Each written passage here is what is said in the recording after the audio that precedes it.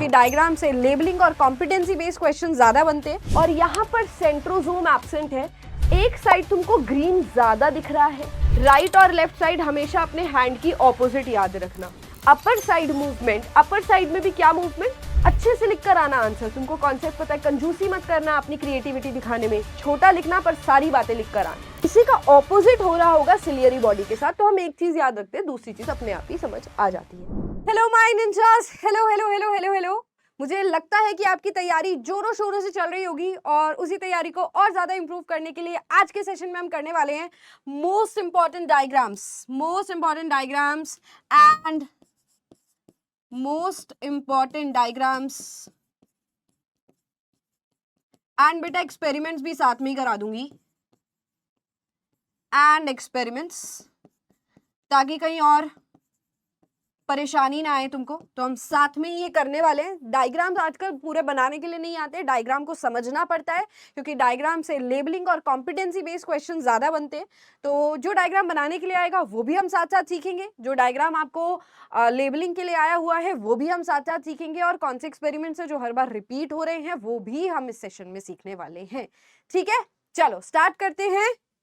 देखो, सबसे पहले जो डायग्राम है ना हमारा, structure of chromosome, cell cycle and cell division में से, तो यहाँ पर तुमको न्यूक्लियोटाइड दिखाया हुआ है और दो न्यूक्लियोटाइड को आपस में जोड़ा हुआ है, तो तुमको ना मार्क करने के लिए पूछा जा सकता है। जैसे ये बीच में तो हो गई राइबोज शुगर और साइड में हो गया फॉस्फेट ग्रुप, और ये बेटा नाइट्रोजनस बेसिस है, तो हो सकता है ये एडेनिन बना दे और यहाँ पर क्वेश्चन मार्क करके पूछ ले। तो एडेनिन जो है वो थाइमीन के साथ बॉन्ड करता है और साइटोसिन जो है वो गुआनिन के साथ बॉन्ड करता है। तो तुमको ऐसे ये याद करना है एंड तुमको बॉन्डिंग भी पता होनी चाहिए। तो डायग्राम बेस भी आ सकता है। फिर यहाँ पर है डीएनए का डायग्राम। तो डीएनए जब डुप्लीकेट होता है उस टाइम पर एक डीएनए हेलिकेज एंजाइम होता है जो डीएनए को बीच में से काटता है बेटा, ताकि डीएनए के स्ट्रैंड्स अपनी कॉपी बना सके। तो ये यहाँ पर डीएनए तुमको अलग होता हुआ दिख रहा है, कुछ नहीं है, बस इस डायग्राम में तुमको पता होना चाहिए डीएनए रेप्लिकेट हो रहा है, यानी कि ये डीएनए रेप्लिकेशन का डायग्राम है। ये इतना ज्यादा नहीं पूछा जाता, बट एनीवेज हमें पूरी तैयारी करनी है ना बेटा, तो तुमको most important diagrams with normal diagrams भी यहाँ पर कवर करने हैं। ये डायग्राम तुमको किसका दिख रहा है? पहले तो देखो, क्रोमोसोम की बात हो रही है ना, तो ये क्रोमोसोम का सेंटर है जिसको हम सेंट्रोमेयर बोलते हैं। क्रोमोसोम की ऊपर वाली जो आर्म है इसको पी आर्म बोलते हैं और नीचे वाली को क्यू आर्म बोलते हैं। ये आपस में जुड़े हुए होते हैं सेंट्रोमेयर से, है ना, सेंट्रोमेयर से। अब ये दोनों तो सिस्टर क्रोमैटिड्स हो गए, ये दोनों भी सिस्टर क्रोमैटिड्स हो गए, ये दोनों भी सिस्टर क्रोमैटिड्स हो गए, ये दोनों भी सिस्टर क्रोमैटिड्स हो गए। बट ये पिंक और ब्लू वाला ये नॉन सिस्टर क्रोमैटिड हो गया। और यहाँ पर जो प्रोसेस हो रहा है उसका नाम है क्रॉसिंग ओवर, क्रॉसिंग ओवर। ठीक है, फिर है बेटा हमारे पास stages of mitosis, very very very very very important. यहाँ पर ना बहुत सारे क्वेश्चंस आते हैं। इनफैक्ट देखो यहाँ 2024, 2025 तुम्हारा सैंपल पेपर हो गया, स्पेसिमेन पेपर हो गया, हर तरीके से क्वेश्चन आते हैं। चाहे प्रोफेज हो, मेटाफेज हो, एनाफेज हो, टीलोफेज हो, चारों के चारों फेजेस के डायग्राम्स यहाँ दिमाग में स्कैंड होने चाहिए। जैसे जो सबसे पहला फेज तुमको दिख रहा है, यहाँ पर क्रोमैटिड्स तुमको सेपरेट होते हुए दिख चुके हैं, यानी कि ये हो जाएगा एनाफेज। बेटा ये क्वेश्चन तो 100% आएगा ही आएगा, चाहे किसी भी फेज के ऊपर आए, बट वो पूछ लेंगे ये क्या है। जैसे इन्होंने लेबलिंग पूछी, व्हाट इज वन क्या है बेटा, सेंट्रोसोम, 2 क्या है यहाँ पर, स्पिंडल फाइबर्स, और ये 3 क्या है, सेपरेटेड क्रोमोसोम्स। ये वाला कौन सा फेज दिख रहा है तुमको, आइडेंटिफाई करना होगा या फिर ड्रॉ करने के लिए आ जाएगा, मेटाफेज दिख रहा है। यहाँ पर क्या दिख रहा है, देखो अभी जो क्रोमोसोम्स हैं वो अरेंज हो रहे हैं बट स्पिंडल फाइबर्स बन चुके हैं, यानी कि प्रोफेज की बात हो रही है, ये प्रोफेज है। ठीक है, ये अगेन एक क्वेश्चन आया हुआ था, तो इस क्वेश्चन में तुमको ABC आइडेंटिफाई करना है। ये हो गई तुम्हारी मेटाफेज, यहाँ पर तुमको अरेंज होते हुए दिख रहे हैं, तो बेटा ये हो गई तुम्हारी प्रोफेज। बट ये और ये काफी हद तक सेम दिख रहा है, तो ये दोनों ही प्रोफेज हैं, बट ये है प्लांट सेल का डायग्राम। कैसे पहचानोगे, देखो बी और सी में से डिफरेंशिएट करने के लिए पूछ लिया जाएगा। ये एनिमल सेल का प्रोफेज है दोनों ही प्रोफेज है बट एनिमल सेल के प्रोफेज है। अब इसमें तुमको क्या दिख रहा है कि सेल ऑर्गेनील सेंट्रोजोम प्रेजेंट है और यहाँ पर सेंट्रोजोम एब्सेंट है, सिर्फ और सिर्फ स्पिंडल फाइबर्स दिख रहे हैं। प्लांट सेल में माइक्रोट्यूब्यूल स्पिंडल फाइबर्स बनाते हैं, यहाँ पर सेंट्रोजोम स्पिंडल फाइबर्स बनाते हैं। तो क्लियर हो जाएगा कि भाई ये प्लांट सेल है, ये प्लांट सेल है, ये एनिमल सेल है। फिर है हमारे पास एक और डायग्राम जिसमें हमें प्रॉपर ये बेसिकली इंटरफेस की बात हो रही है, क्योंकि बेटा यहाँ पर सेंट्रियोल सेपरेट हो चुके हैं एंड एस्टर फॉर्मेशन स्टार्ट हो रहा है, यानी कि एक इंटरफेस है जब तुम्हारी सारी की सारी सेल की तैयारियां चल रही होती हैं, वॉल्यूम ऑफ साइटोप्लाज्म इंक्रीज होता है, G1 G2 S फेज तीनों फेज आते हैं, ठीक है। उसके बाद आ जाता है हमारा दूसरा चैप्टर, दैट इज जेनेटिक्स। अब जेनेटिक्स में देखो किसके ऊपर क्वेश्चन बन सकता है, पेडिग्री चार्ट के ऊपर क्वेश्चन बन सकता है। जब हम स्क्वायर की बात करेंगे, यानी कि स्क्वायर रिप्रेजेंट्स मेल और सर्कल रिप्रेजेंट करता है फीमेल। अब इन दोनों के साथ ऐसे लाइन लगी हुई है, यानी कि ये पेरेंट्स हैं, यहाँ से नीचे लाइन जा रही है, यानी कि इनके बच्चे हैं। ये हो गया बेटा अगेन लड़की लड़की, लड़का लड़की एंड लड़का। और अगर इसके अंदर कलर है, कलर का मतलब ये कोई रिसेसिव ट्रेट दिखा रहा है या फिर कोई डिसीज दिखा रहा है, डिसीज दिखा रहा है, ठीक है। सो ये डायग्राम हो गया पेडिग्री चार्ट का, आईसीएसई 2024 में क्वेश्चन आया हुआ था बेटा। अब हम आ गए हमारे तीसरे चैप्टर के ऊपर, that is absorption by roots. Absorption by roots में जो मोस्ट इंपॉर्टेंट डायग्राम में से एक है वो है तुम्हारा यहाँ एक सेल का डायग्राम, प्लांट सेल का डायग्राम, जिसमें सारे प्रेशर्स तुमको दिखते हैं। एक होता है वॉल प्रेशर जिसको हम सेल वॉल प्रेशर बोलते हैं। तो सेल वॉल अंदर की तरफ धक्का लगा रही है, इस प्लांट सेल के अंदर मैक्सिमम पानी भर चुका है, टर्जिडिटी हो चुकी है, ये सेल बिल्कुल फूल चुका है। तो अंदर जो पानी भर गया है वो इसको बर्स्ट करने की कोशिश कर रहा है कि प्लांट सेल बर्स्ट हो जाए, तो वो बाहर की तरफ प्रेशर लगा रहा है, टर्गर प्रेशर बाहर की तरफ, बट प्लांट सेल बर्स्ट नहीं होता है क्योंकि वॉल प्रेशर उसको सेव कर लेता है। तो एरो के इंडिकेशंस तुमको पता होने चाहिए, क्योंकि ये लेबलिंग के लिए पूछा जा सकता है बेटा कि ये पूरा डायग्राम बना दिया और तो यहाँ पर क्वेश्चन मार्क लगा दिया, टर्गर प्रेशर पर क्वेश्चन मार्क लगा दिया और ये ऑस्मोटिक प्रेशर के ऊपर भी क्वेश्चन मार्क लगा दिया। नेक्स्ट है हमारे पास वेरी वेरी इंपॉर्टेंट, हर साल, पिछले साल तो ये तुम्हारा क्वेश्चन ही आया था, ठीक है, 2020 के स्पेसिमेन पेपर में ये है। हाइपरटोनिक सॉल्यूशन वाला क्वेश्चन बार बार आता है, प्लाज्मोलाइसिस वाला क्वेश्चन बार बार आता है। इस वाले डायग्राम को देखो, इसमें तुमको सेल वॉल बाहर की तरफ दिख रही है बट सेल मेम्ब्रेन श्रिंक हो चुकी है, साइटोप्लाज्म श्रिंक हो चुका है और सब कुछ श्रिंक होकर एक तरफ आ चुका है, यानी कि ये हो गया एक प्लाज्मोलाइज्ड सेल। और इसको कौन से सॉल्यूशन में डाला था, जैसे 2025 लास्ट ईयर जो क्वेश्चन पेपर आया था बेटा, उसमें ना बाहर भी क्वेश्चन मार्क डाल दिया था, डायग्राम बना दिया, लेबलिंग पूछ ली और बाहर की साइड भी क्वेश्चन मार्क डाल दिया, यानी कि वो पूछना चाह रहे थे कि इसको कौन से सॉल्यूशन में डाले कि इसकी ये वाली हालत हो गई। हाइपरटोनिक आर श्रिंक हो जाएगा जब plasmolysis, shrinkage of cytoplasm, shrinkage of plasma membrane, that is plasmolysis. यहाँ पर आ जाओ, ये नॉर्मल टर्जिड सेल है, यहाँ पर तुमको धीरे धीरे धीरे धीरे श्रिंक होता हुआ दिख रहा है, तो बेसिकली लास्ट वाला इज इंपॉर्टेंट, ठीक है।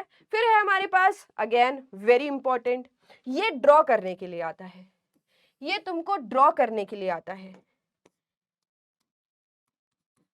To draw the diagram of a root hair.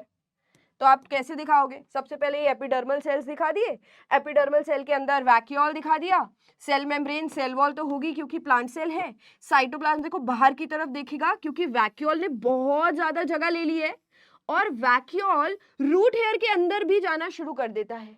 Nucleus को साइड में जगह मिलेगी क्योंकि मोस्टली जगह वैक्यूल ने ले ली है और यहाँ पर रूट हेयर ग्रो करते हुए दिख रहे हैं। अगर ये नहीं बना के आओगे नीचे वाला तो भी चल जाएगा, बट ये फुली ग्रोन रूट हेयर तुमको दिखाना है, हर बार ये ड्रॉ करने के लिए आ जाता है। फिर है बेटा हमारे कुछ एक्सपेरिमेंट्स, तो यहाँ पर एक्सपेरिमेंट दिख ही रहा है तुमको। अब यहाँ पर जो तुमको टेस्ट ट्यूब दिख रही है, ये बेसिकली बेटा क्या रिप्रेजेंट कर रहा है कि जो पानी है वो हमेशा रूट से ही एब्जॉर्ब होता है, तभी तुमको जो वाटर का लेवल है वो नीचे आते हुए दिखा क्योंकि रूट्स ने पानी अपने अंदर एब्जॉर्ब कर लिया एंड ऊपर की तरफ ट्रांसपोर्ट कर दिया। ऑयल का सिग्निफिकेंस क्या है कि पानी का यहाँ से इवापोरेशन ना हो, हम पानी के लॉस को बचा सके। तो यहाँ पर हम कंफर्म कर रहे हैं that roots are responsible for absorbing water. Diagram देकर हो सकता है तुमसे एक्सपेरिमेंट का एम पूछ लिया जाए, है ना। नेक्स्ट यहाँ पर डायग्राम देखो, बीच में ये ऑस्मोसिस हम देख रहे हैं, बीच में हमारे पास एक यू शेप्ड ट्यूब है और यहाँ इन्होंने सेमी परमिएबल मेम्ब्रेन लगाई हुई है। पिंक और ग्रीन कलर के मॉलिक्यूल्स दिख रहे हैं, पिंक वाला वाटर मॉलिक्यूल्स है और ग्रीन वाला बेटा यहाँ पर सुक्रोज यानी कि सॉल्यूट का काम कर रहा है। तो ये हो गए सुक्रोज के मॉलिक्यूल्स, एक तरीके की शुगर हो गई। तो ये जो सॉल्यूशन है ये किस तरीके का सॉल्यूशन है, दोनों साइड अलग अलग सॉल्यूशन है। एक साइड तुमको ग्रीन ज्यादा दिख रहा है यानी कि 10% सुक्रोज सॉल्यूशन कंसंट्रेटेड हो गया, सॉल्यूट ज्यादा है यहाँ पर, और दूसरी साइड 5% सुक्रोज सॉल्यूशन हो गया यानी कि इसके कंपैरिजन में ये लेस कंसंट्रेटेड है। नाउ दे कैन आस्क कि भाई किस तरीके से वाटर की मूवमेंट होगी या किस साइड वाटर की मूवमेंट होगी।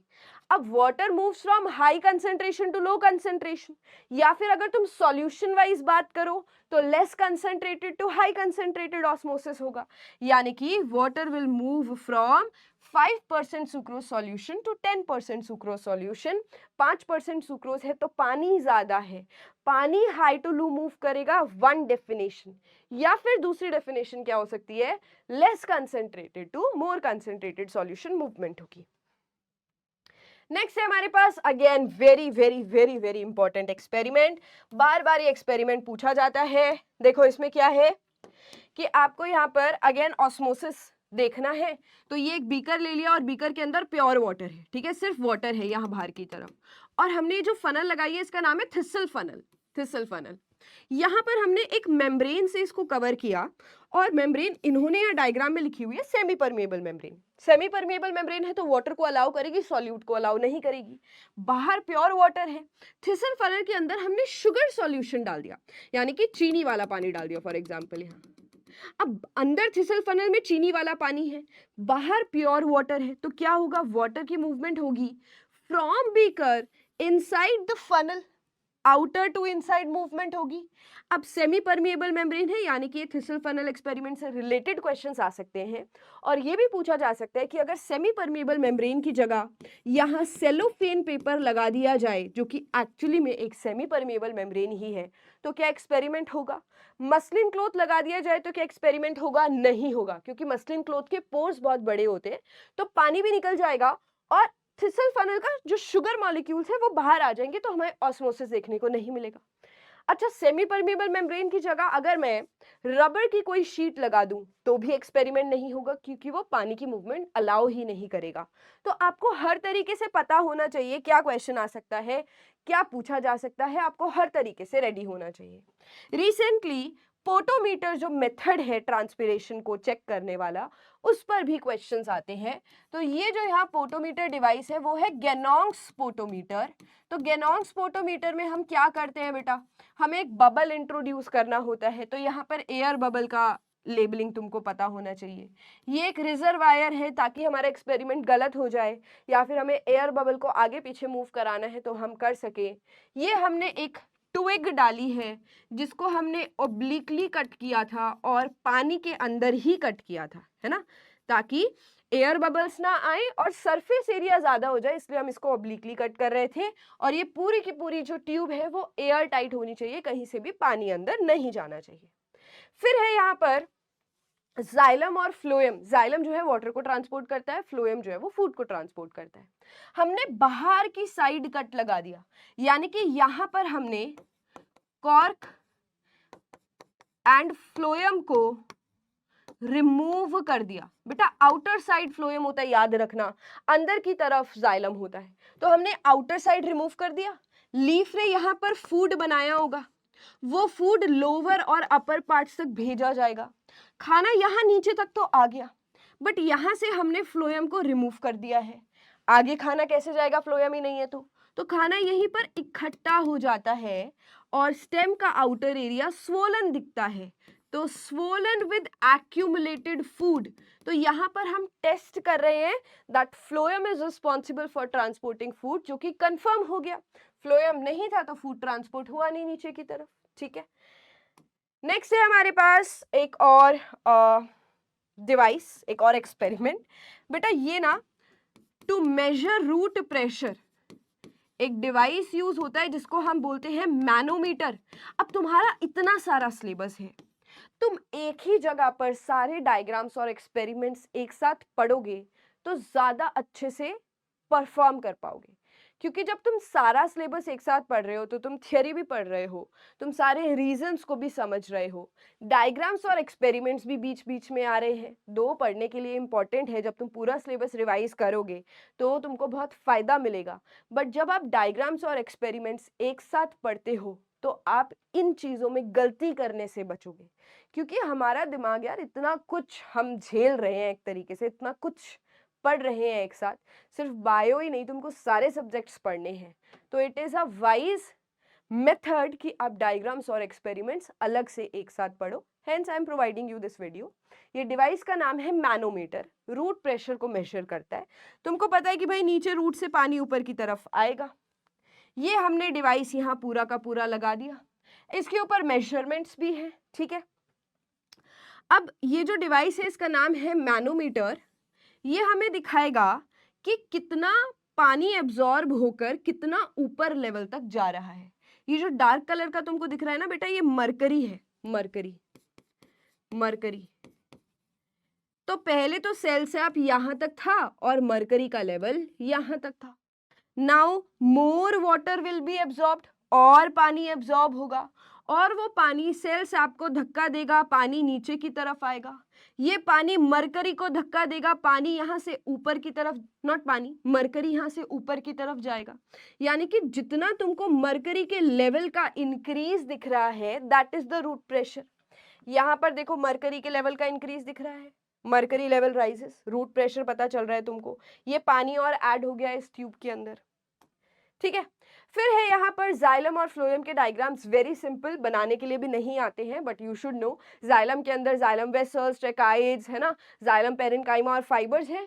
यहाँ पर आ जाओ, ये तुमको दिख रहा है जाइलम और फ्लोएम दोनों का डायग्राम है यहाँ पर। ये जाइलम है बेटा और ये फ्लोएम है। फ्लोएम के बीच में तुमको छेद दिखेंगे क्योंकि इसके अंदर सीव सेल्स और सीव ट्यूब्स होते हैं जो मिलकर सीव प्लेट बना लेते हैं। साथ में तुमको दिखेंगे कंपेनियन सेल्स, ये कंपेनियन सेल है और इसको सपोर्ट के लिए साइड में दिखेंगे phloem fibres and phloem parenchyma. फिर है बेटा हमारे पास यहाँ पर एक और एक्सपेरिमेंट, वो अगेन ऑयल वाला है तो तुम्हें समझ आ जाएगा। यहाँ पर हम देख रहे हैं ट्रांसपिरेशन। अब ये एक बेल जार एक्सपेरिमेंट है जिसमें हमने एक पॉटेड प्लांट लिया, हमें पता है कि वाटर का लॉस हो रहा है थ्रू ट्रांसपिरेशन, बट वो पानी भाप बन के अपने को दिखता नहीं है ना, तो हमने इसको कवर कर दिया एक बेल जार से, राइट। अब ये पानी जब इस बेल जार के सरफेस से टकराएगा तो कंडेंसेशन हो जाएगा और बूंद बन के हमको दिखाई देगा, तो हम कंफर्म कर पाते हैं कि हाँ भाई ट्रांसपिरेशन हो रहा है, ट्रांसपिरेशन होता है। फिर है हमारे पास यहाँ पर वाटर जो मूव हो रहा है ना बेटा लीफ के अंदर, कैसे मूव हो रहा है, तो ये एक हमारा टीएस है लीफ का। आओ देखते हैं, लीफ को जब कट किया तो ऊपर की तरफ अपर एपिडर्मिस, नीचे की तरफ लोअर एपिडर्मिस। अभी याद कर लो डाइकॉट लीफ में क्या होता है, डाइकॉट लीफ में लोअर सरफेस के ऊपर ज्यादा स्टोमेटा होते हैं, लोअर सरफेस पर मोर स्टोमेटा, ठीक है, लोअर सरफेस के ऊपर ज्यादा स्टोमेटा होते हैं। तो नीचे स्टोमेटा दिख रहे हैं, ऊपर नहीं दिखा रहे हैं हम। एपिडर्मिस एक वैक्स जैसी लेयर सिक्रीट करती है जिसको हम क्यूटिकल बोलते हैं। नीचे तुमको गार्ड सेल्स दिखेंगे, ये गार्ड सेल्स हैं, गार्ड सेल्स के बीच में जो छेद है उसको हम स्टोमा बोलते हैं।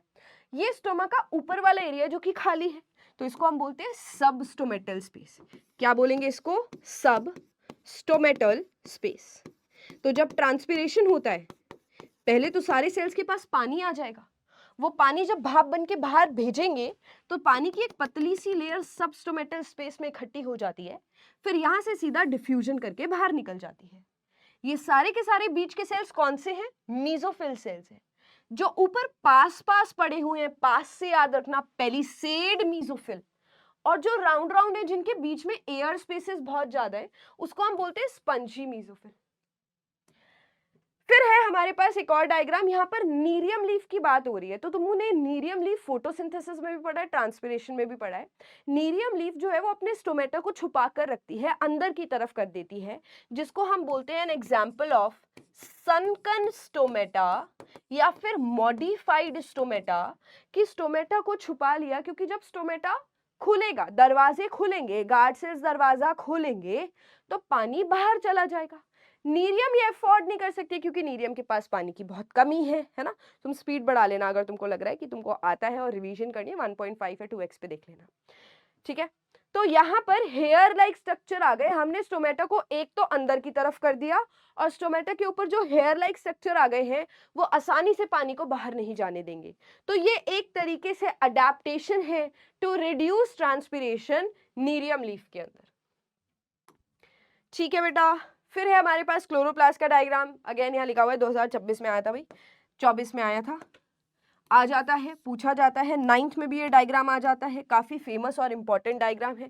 क्लोरोप्लास्ट की बात है, देखो फोटोसिंथेसिस में भी क्लोरोप्लास्ट तुम पढ़ते ही हो, आउटर मेम्ब्रेन, इनर मेम्ब्रेन, फिर जो सारी जहां मैं तुमको स्विमिंग के लिए भेज देती हूँ उस एरिया को हम स्ट्रोमा बोलते हैं। बीच बीच में थालियां पड़ी हुई हैं, थालियों के पूरे पाइल को हम ग्रैनम बोल देते हैं। पहली वाली एक थाली की बात करूं तो थाइलाकॉइड बोल देते हैं, ठीक है। अब इसके बीच में जो खाली जगह होगी उसको आप ल्यूमेन भी बोल सकते हो। इनके बीच में जो कनेक्शंस हैं उसको स्ट्रोमा लेमेली या फिर फ्रेट्स भी बोलते हैं। एक थाली दूसरी थाली से जुड़ी हुई है, एक ग्राना दूसरी ग्राना से जुड़ा हुआ है with the help of stroma lamellae. इसके पास इसका खुद का डीएनए और राइबोसोम्स भी होते हैं।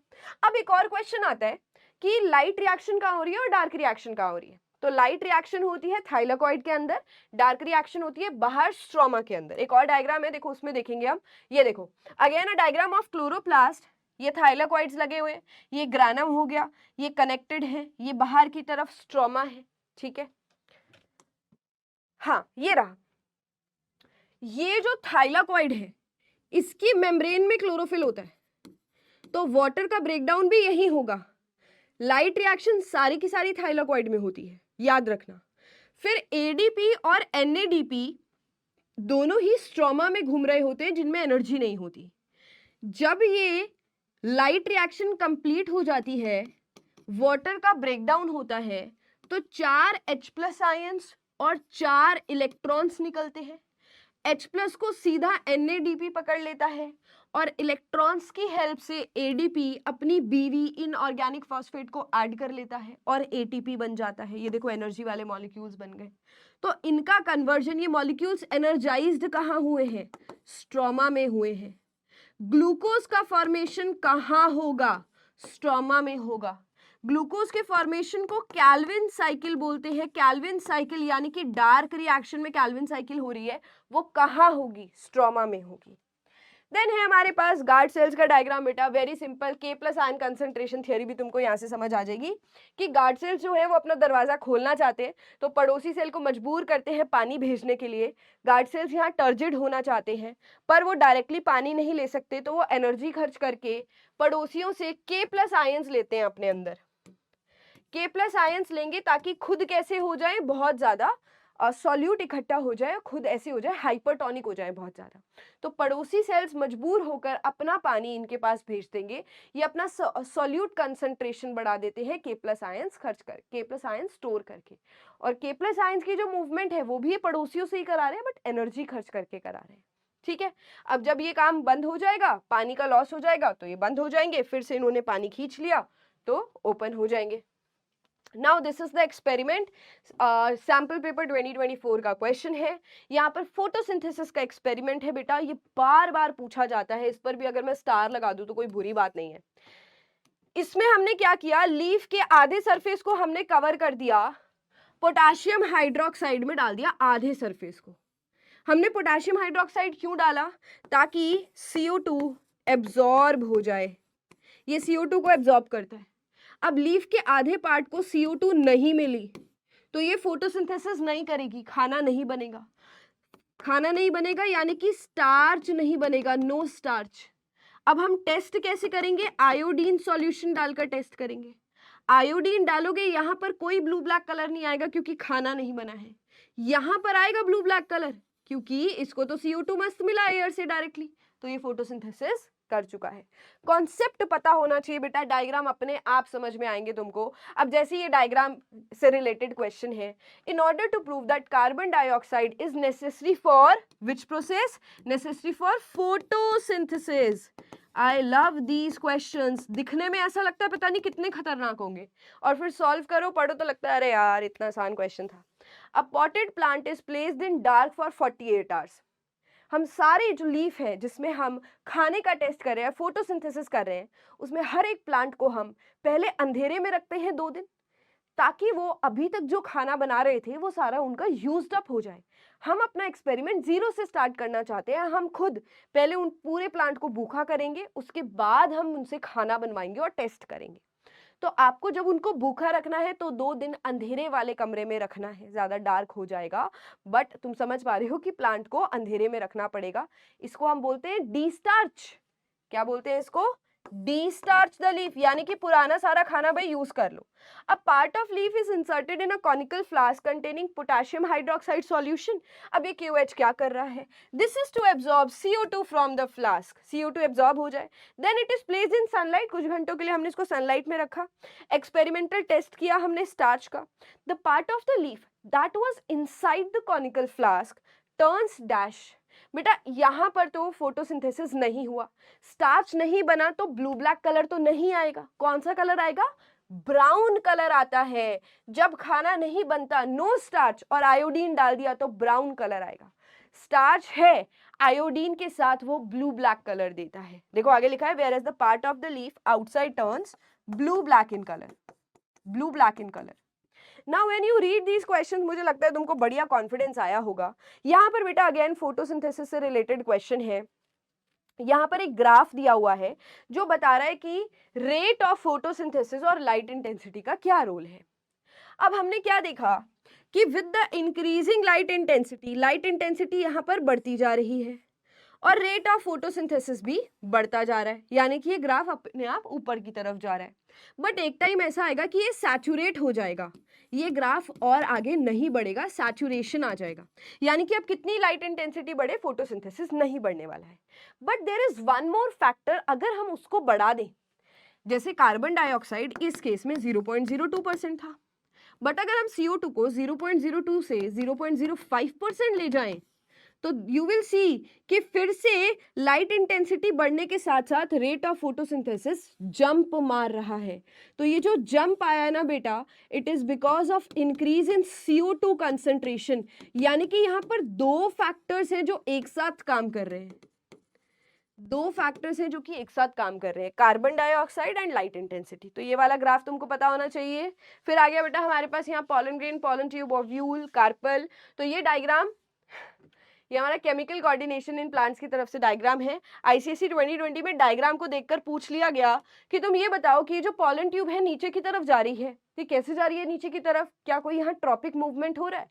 बिल्कुल, यहाँ पर कीमोट्रॉपिज्म हो रहा है, यानी कि जो नेक सेल्स है, ओवरी स्टिग्मा के लगा लो, स्टिग्मा के नीचे यहाँ पर कुछ सेल्स है, सेल्स जो कि कुछ केमिकल सीक्रेट कर रहे हैं, एंड वो केमिकल पॉलन ट्यूब को नीचे के डायरेक्शन में और ओव्यूल के अंदर भेजने में हेल्प कर रहा है।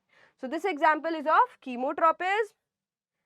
फिर है हमारे पास यहाँ थिग्मोट्रॉपिज्म का डायग्राम। बेटा ये क्वेश्चन ही है एक तरीके से, पी प्लांट के बारे में पूछा हुआ है, गार्डन में पी प्लांट लगाया था जैसे पिक्चर में दिख रहा है।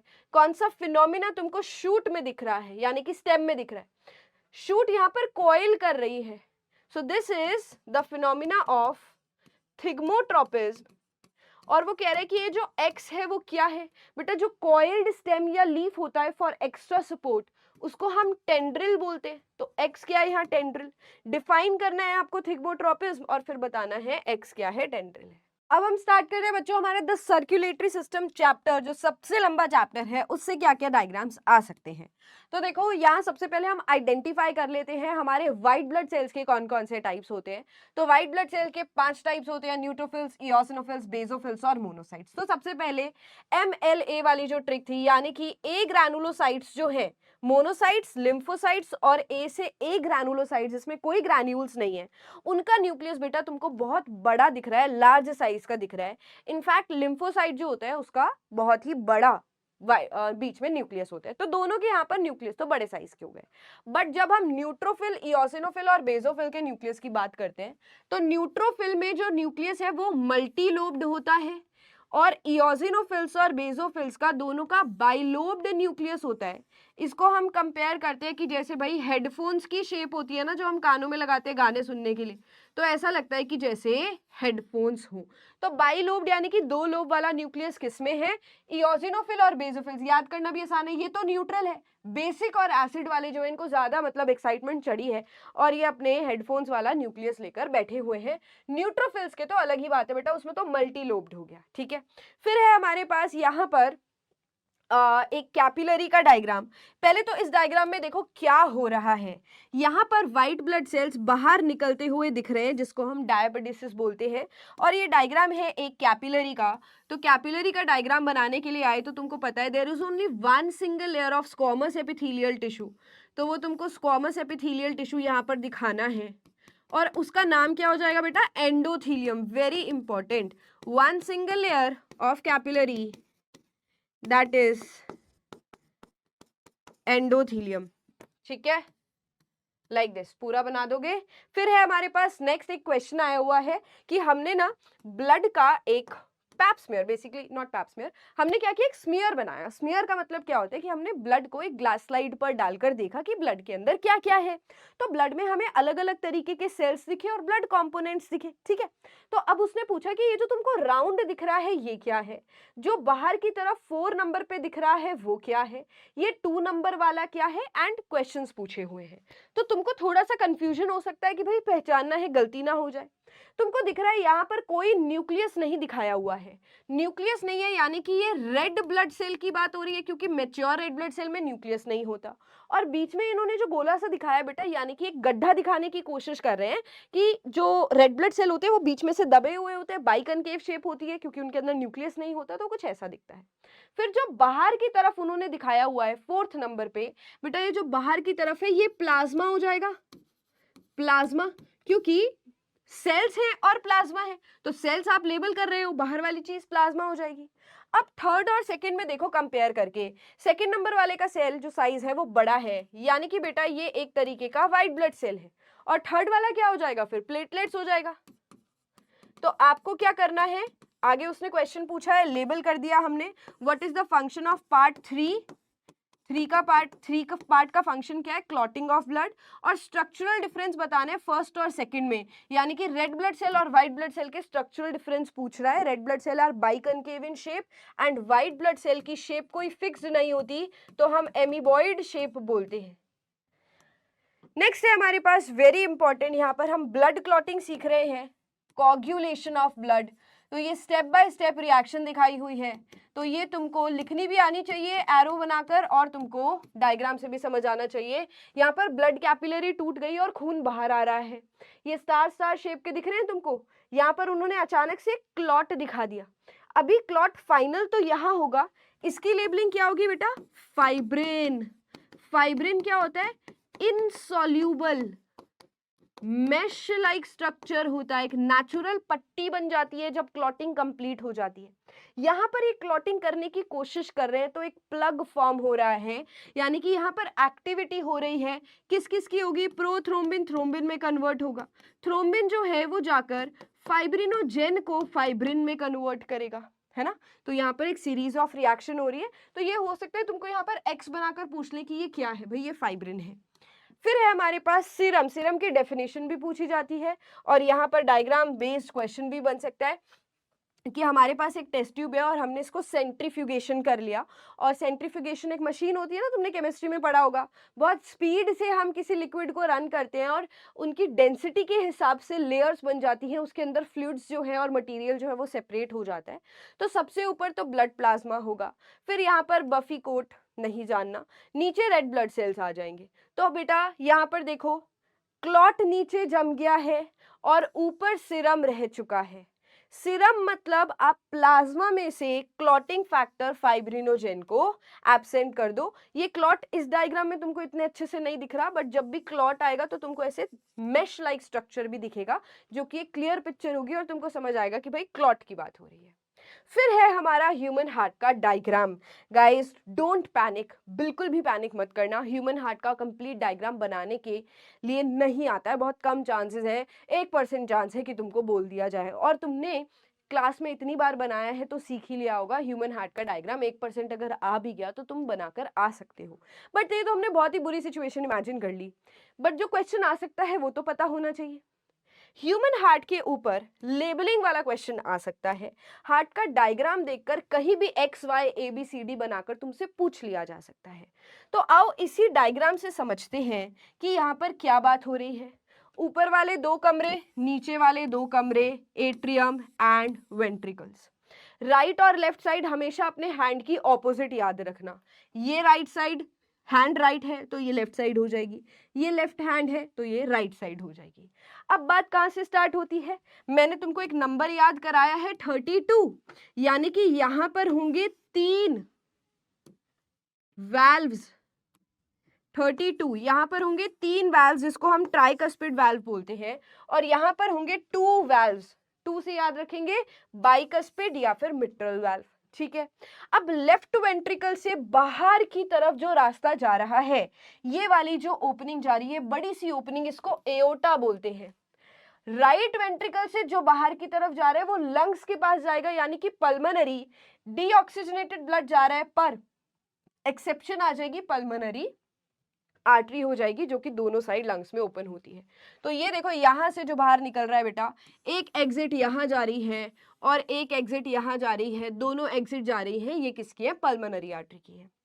अब लेफ्ट एट्रियम में ऑक्सीजनेटेड ब्लड फिल किससे होगा, पल्मनरी वेन। अगेन ये एक एक्सेप्शन है, लंग्स से ऑक्सीजनेटेड ब्लड लेकर आ रही है, वापस ला रही है, इसलिए वेन है। लंग्स से ला रही है तो पल्मनरी। यहां से राइट एट्रियम के अंदर डीऑक्सीजनेटेड ब्लड पूरी बॉडी से फिल हो रहा है, किससे फिल होगा, वेना कावा से होगा। जो नीचे की तरफ है बेटा वो इंफीरियर वेना कावा होगी, जो ऊपर की तरफ है वो सुपीरियर वेना कावा होगी, जो हेड, चेस्ट, आर्म, यहां से डीऑक्सीजनेटेड ब्लड कैरी करती है। फिर उसके बाद क्या बच गया, हमारे वाल्व्स बच गए। ट्राइकस्पिड, बाइकस्पिड एओर्टा और वेंट्रिकल्स के बीच में है। और बेटा वेंट्रिकल से जो एग्जिट हो रहा है, यहां पर भी तो वाल्व्स लगे हुए हैं, ये वाला और ये वाला, इनको हम बोलते हैं सेमीलूनर वाल्व्स। और अगर तुमको दोनों का अलग अलग नाम देना है, एओर्टा में जो खुल रहा है वो है एओर्टिक सेमीलूनर वाल्व, और जो पल्मनरी आर्टरी में खुल रहा है वो हो जाएगा पल्मनरी आर्टरी सेमीलूनर वाल्व, या फिर सिर्फ पल्मनरी सेमीलूनर वाल्व भी बोलते हैं। यहां पर बेटा हमारे पास डायग्राम है कार्डियक साइकिल का। तो कार्डियक साइकिल पूरी भी बनाते हैं हम, है ना, सर्कल बनाते हैं, जिसमें हम 0.8 सेकेंड्स डिनोट करते हैं। तो ये हो गया सर्कल, बीच में बना दो 0.1 second, 0.3 seconds and 0.4 seconds. Total मिलाकर 0.8 सेकेंड्स हो गई, जो कि कार्डियक साइकिल का टोटल टाइम है। अब इसके अंदर कौन कौन से इवेंट्स हो रहे हैं, एट्रिया का contraction, then ventricle contraction and दोनों का रिलैक्सेशन, जिसको हम जॉइंट डायस्टली बोलते हैं। तो तुमको यहाँ पर क्या दिख रहा है कि देखो, एट्रियल एंड वेंट्रिकुलर डायस्टली, यहाँ पर मस्त रिलैक्सेशन हो रहा है। कैसे पता चल रहा है, एरो से पता चल रहा है। ये एरो यहाँ और यहाँ आ रहा है, यानी कि अभी ब्लड फिलिंग हो रही है, ऊपर वाले कमरों में ब्लड फिलिंग हो रही है। कौन से दरवाजे खुले रहेंगे, एट्रिया और वेंट्रिकल के बीच में जो वाल्व्स लगे हुए हैं वो खुले रहेंगे और ब्लड नीचे चला जाएगा, राइट। तो ये तो हो गया AV valves open, but semilunar valves का कोई काम नहीं है, तो वो इस टाइम पर क्लोज रहेंगे। फिर दूसरे में एट्रियल सिस्टली आ जाएगा, यानी कि एट्रिया का कॉन्ट्रैक्शन, एट्रिया कॉन्ट्रैक्ट हुआ, एवी वाल्व्स अभी भी खुले हुए हैं, सेमीलूनर वाल्व्स अभी भी बंद रहेंगे। फिर यहां पर अब वेंट्रिकल्स के पुश करने की बारी है, तो वेंट्रिकुलर कॉन्ट्रैक्शन में एवी वाल्व्स तो बंद हो जाएंगे, सेमीलूनर वाल्व्स खुल जाएंगे ताकि एग्जिट हो सके, और इसमें तुमको एट्रिया रिलैक्स दिखेगा। क्या टाइमिंग है इसकी, ये 0.4 सेकेंड्स का, एट्रियल कॉन्ट्रैक्शन 0.1 सेकेंड्स का, और वेंट्रिकुलर कॉन्ट्रैक्शन होता है बेटा 0.3 सेकेंड्स का। ठीक है, फिर है हमारे पास एक डायग्राम बेस्ड क्वेश्चन। देखो कैसे आया हुआ है, यहाँ पर डायग्राम दिखा दिया। एरो को देखो, एरो जो है वेंट्रिकुलर कॉन्ट्रैक्शन दिखाने की कोशिश कर रहा है क्योंकि ब्लड यहाँ से बाहर जा रहा है सेमिलूनर वाल्व्स के through. Which part of the heart is in the contraction phase? Arrow देख के पहचान गए हम वेंट्रिकुलर सिस्टली यानी कि वेंट्रिकल्स का कॉन्ट्रैक्शन हो रहा है। गिव सुटेबल रीजन, भाई हम क्यों मान ले कि वेंट्रिकल्स का कॉन्ट्रैक्शन हो रहा है? क्योंकि जो एरो है वो डिनोट कर रहा है upper side movement. Upper side में भी क्या मूवमेंट? लेफ्ट वेंट्रिकल से एओर्टा में जाएगा और राइट वेंट्रिकल से पल्मोनरी आर्टरी में जाएगा। अच्छे से लिखकर आना आंसर, तुमको कॉन्सेप्ट पता है, कंजूसी मत करना अपनी क्रिएटिविटी दिखाने में, छोटा लिखना पर सारी बातें लिखकर आना। Distinguish between systole and diastole. Systole का मतलब कॉन्ट्रैक्शन और डायस्टली का मतलब रिलैक्सेशन। ठीक है जी, हो जाएगा। फिर यहाँ पर बेटा नोडल टिश्यू की बात हो रही है तो एसए नोड और एवी नोड की ना लोकेशन पूछी जा सकती है। तो यहाँ पर ये राइट एट्रियम है, राइट एट्रियम के भी राइट साइड में, राइट एट्रियम की भी राइट साइड में एसए नोड पड़ा हुआ होता है जो कि जनरेट करता है एक्शन इंपल्स। फिर जो एवी नोड है वो राइट और लेफ्ट एट्रियम के बीच में प्रेजेंट होता है, दोनों के बीच में, यहां पर थोड़ा सा इस तरफ राइट साइड की तरफ, बट है तो दोनों के बीच में, यानी कि दोनों के सेप्टा के बीच में है। फिर उसके बाद बीच में से राइट वेंट्रिकल और लेफ्ट वेंट्रिकल के बीच में से यहां bundle of his and ventricles के आउटर साइड की तरफ परकिंजे फाइबर्स। ठीक है, लोकेशन पूछी जा सकती है। Okay, my favourite and again very important, blood vessels के क्रॉस सेक्शन के ऊपर क्वेश्चन आया हुआ है, ये बनाने के लिए भी आ सकता है। Artery, when, capillary. कैपिलरी तो हमने देख लिया, देखो कैपिलरी को हमने कट करके देखा तो यहाँ पर बहुत ही पतली सी लेयर दिखाई हुई है, one single layer of cells जिसको हम एंडोथीलियम बोलते हैं। स्क्वामस एपिथेलियल टिश्यू लिखा ना, और बीच के स्पेस को बेटा ल्यूमेन बोलते हैं। तुमको ये पेरिसाइकिल वगैरह लिखने की जरूरत नहीं है, ये सब नहीं लिखना है, ठीक है। बट ये कौन से लेयर के सेल्स हैं? सबसे अंदर वाली लेयर के सेल्स हैं, और ये स्क्वामस एपिथेलियल टिश्यू के सेल्स हैं, ठीक है। अब आ जाओ आर्टरी और वेन। आर्टरी जो होती है सबसे, इसकी वॉल काफी थिक होती है और बीच का जो स्पेस होता है ल्यूमेन वो काफी कम होता है। तो यहाँ पर देखो आर्टरी की वॉल की 3 लेयर्स बनाएंगे। सबसे पहले ट्यूनिका एक्सटर्ना, देखो यहाँ दूसरा नाम लिखा है तो कंफ्यूज मत होना, एडवेंटिशिया भी बोलते हैं इसको। फिर होगी ट्यूनिका मीडिया, मिडल, ठीक है। और फिर ट्यूनिका इंटरना भी बोल सकते हैं इसको, ठीक है। अब ये जो ट्यूनिका एडवेंटिशिया सबसे बाहर वाली लेयर है, ये तो बड़ी सख्त लेयर होनी चाहिए ताकि ये आउटर बाउंड्री बना सके। तो ये फाइब्रोब्लास्ट यानी कि फाइब्रस सेल से बनी हुई है, कनेक्टिव टिश्यू से बनी हुई है। ट्यूनिका मीडिया बहुत इंपॉर्टेंट है। Tunica media smooth muscle cell से मिलकर बनी हुई है, क्योंकि हमारी आर्टरी कॉन्स्ट्रिक्ट भी हो सकती है, डायलेट भी हो सकती है, पतली भी हो सकती है, मोटी भी हो सकती है।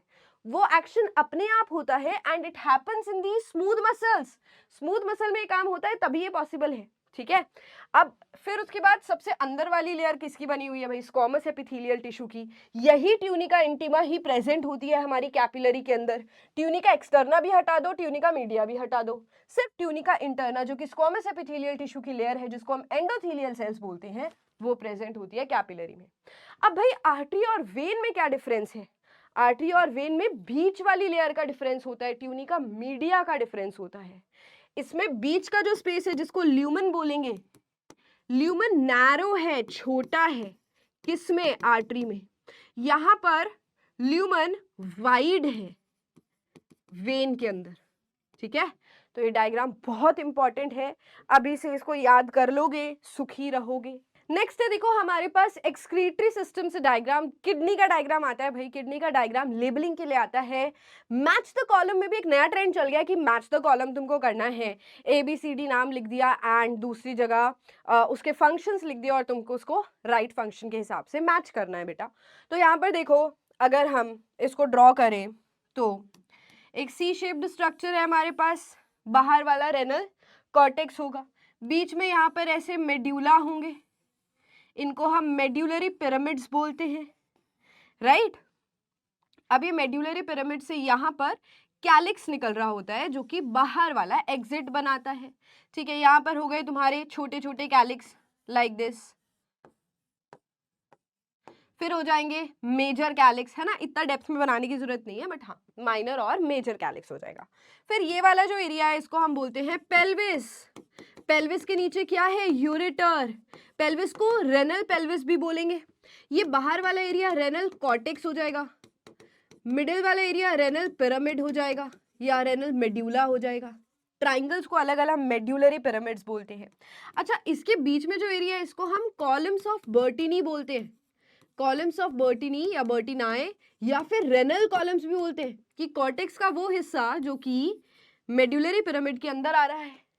नाउ इस डायग्राम में देखोगे तो तुमको ये जो स्ट्राइप्ड अपीयरेंस दिख रही है, ऐसे लंबी लंबी लंबी लंबी अपीयरेंस दिख रही है, ये स्ट्राइप्ड अपीयरेंस किसकी है, ये है बेटा हमारी जो नेफ्रॉन होता है उसका बोमेंस कैप्सूल तो बाहर है, पीसीटी भी बाहर है रेनल कॉर्टेक्स के अंदर, लूप ऑफ हेनले आधा और कलेक्टिंग डक्ट, इन दोनों की वजह से ये हमें स्ट्राइप्ड अपीयरेंस दिख रही है।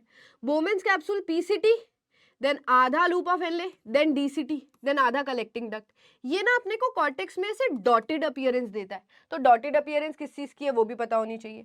फिर बेटा रेड कलर वाली रेनल आर्टरी है, एग्जिट वाली रेनल वेन है, ये पेल्विस हो गया, कैलिक्स हो गए, मेड्यूलरी पिरामिड्स हो गया, ये यूरेटर हो गया। Outer covering of kidney is known as renal capsule. Kidney की आउटर कवरिंग को रेनल कैप्सूल बोलते हैं। ठीक है, चलो फिर उसके बाद देखो क्वेश्चन आ गया कि diagram showing longitudinal section of human kidney with renal cortex and medulla as labelled below and based on this certain questions will be asked. फिर ये हमारा पूरा ह्यूमन एक्सक्रीटरी सिस्टम के ऊपर क्वेश्चन आ सकता है, ये डायग्राम आ सकता है। तो बहुत सिंपल डायग्राम है, दो किडनी बना दी, रेनल आर्टरी एंटर कर रही है, रेनल वेन दोनों से जुड़ी हुई है, फिर किडनी से जो पाइप निकल रहा है उसको हम यूरेटर बोलते हैं, ये ओब्लिकली ओपन होते हैं यूरिनरी ब्लैडर में और नीचे हो जाएगी यूरेथ्रा। ठीक है, और इसके ऊपर जो ग्लैंड्स है वो है एड्रिनल ग्लैंड्स।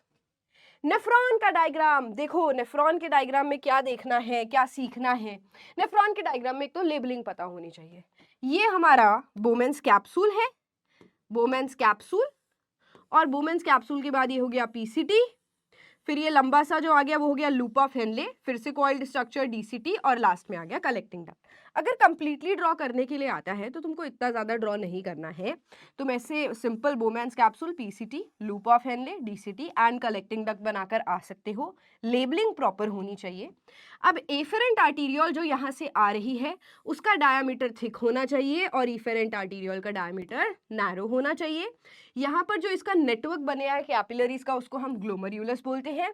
अब देखो अगर मैं इस डायग्राम में बनाऊं, ये एफेरेंट आर्टीरियोल जो कि थिक है, ये ब्रेक होगी कैपिलरीज में, और यहाँ से इफेरेंट आर्टीरियोल। अब ये इफेरेंट आर्टीरियोल आगे जाकर कैपिलरीज में ब्रेक डाउन होती है लाइक दिस, जिसको हम पेरिट्यूबुलर कैपिलरी बोलते हैं। ये ऑक्सीजनेटेड ब्लड देगी और CO2 वाला ब्लड वापस ले लेगी, यानी कि ब्लड यहाँ से जो निकलेगा वो डीऑक्सीजनेटेड हो जाएगा, CO2 वाला हो जाएगा।